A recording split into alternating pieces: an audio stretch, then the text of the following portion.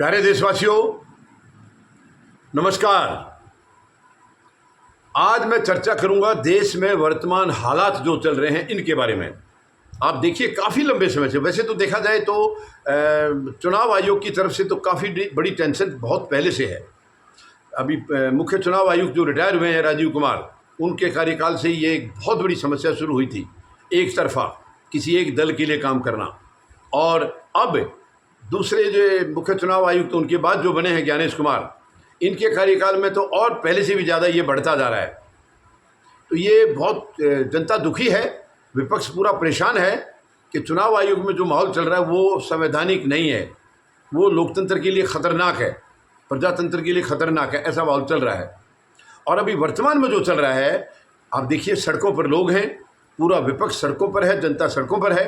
खास करके बिहार में आप देखिए, ये जब से SIR की प्रक्रिया चली है तब से माहौल बहुत ख़राब है। यानी इसको विपक्ष ये कह रहा है कि जो पहले वोटों में धांधली की जा रही थी और उसका बाद में ये पकड़ में आए हैं, इनकी शिकायतें की हैं, हालांकि हल कोई निकला नहीं था, उसको लीगलाइज करने के लिए चुनाव आयोग ने SIR की प्रक्रिया शुरू की है। ये विपक्ष का कहना है। वो कह रहे हैं कि अब ये दुनिया के सामने सबसे फॉर्म मांग करके ये साबित करना चाह रहे हैं कि अब जो प्रक्रिया है ये बिल्कुल सही है। इसमें जितने मर्जी वोट, कोई लाख वोट, करोड़ लोग कितने भी कट जाएंगे, उससे कोई सवाल नहीं उठेंगे। ये इनका कहना है विपक्ष का, कि चुनाव आयोग ये लेकर के चल रहा है। लेकिन अब वो पूरी तरह से एक्सपोज हो गया है, पूरी तरह से एक्सपोज हो गया। खास करके राहुल गांधी ने, जो कर्नाटका की लोकसभा सीट के नीचे एक ये एक विधानसभा की जो महादेवपुरा की जो फर्जी वोटों की उन्होंने खुलासा किया है, तब से हालात बहुत नाजुक हैं चुनाव आयोग के लिए। और अभी चुनाव आयोग ने एक प्रेस कॉन्फ्रेंस की है संडे को, 17 अगस्त को। वो भी एकदम से आज तक की जितनी प्रेस कॉन्फ्रेंस चुनाव आयोग द्वारा की गई हैं सबसे ख़राब थी। किसी किस्म के सवालों का जवाब नहीं दिया, पूरी तानाशाही में नज़र आए। उनको ऐसा लग रहा था जैसे शायद उनको नॉलेज ही नहीं है कुछ भी। तो ये बहुत ही दुखद है, ये सबसे बेकार प्रेस कॉन्फ्रेंस रही है इनकी। और अब जो सड़कों पर उधर जनता है, चुनाव आयोग घबराया हुआ है, क्योंकि वो एक पार्टी की बैटिंग करता रहा। ये दोष लगाए जा रहे हैं उन पर। बीजेपी पूरी तरह से हावी है कि वो चाहता है, ये अपना इंडिया गठबंधन पूरी तरह से हावी है। वो कह रहे हैं कि ये बीजेपी के लिए बैटिंग कर रहे हैं। वो चाहता है चुनाव आयोग कि एक ही दल की सत्ता रहे देश में, जो कि संभव नहीं है किसी भी हालत में। गलत है, ये लोकतंत्र के लिए बहुत बड़ा खतरा है। तो अब जो माहौल इस वक्त जो चल रहा है, उससे ये लग रहा है कि शायद देश में बहुत जल्दी कुछ बड़ा होने वाला है। अब बड़ा क्या हो सकता है वो आप भी समझ सकते हैं। बड़े का मतलब यह है कि क्या सत्ता गिर सकती है, केंद्र की सत्ता गिर सकती है। क्योंकि आपको मालूम है केंद्र सरकार बैसाखियों के सहारे चल रही है, और 2 बैसाखी, जिसमें सबसे बड़ी बैसाखी है चंद्रबाबू नायडू की और दूसरी है नीतीश कुमार की। जिस दिन ये गिर जाएंगी उस दिन सरकार गिर जाएगी।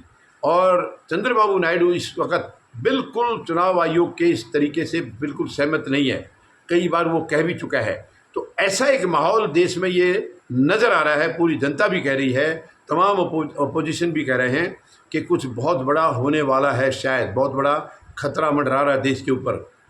तो खतरा तो यही है कि जब चुनाव आयोग निष्पक्ष नहीं है तो उनके ऊपर बहुत बड़े सवाल उठ रहे हैं।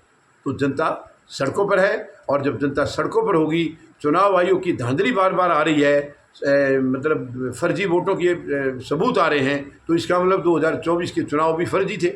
यही जनता का मानना है कि वो फर्जी वोटों के आधार पर ही सरकार बनी है, तो इस सरकार का तो अस्तित्व ही खतरे में है। तो ऐसा कुछ माहौल बना हुआ है।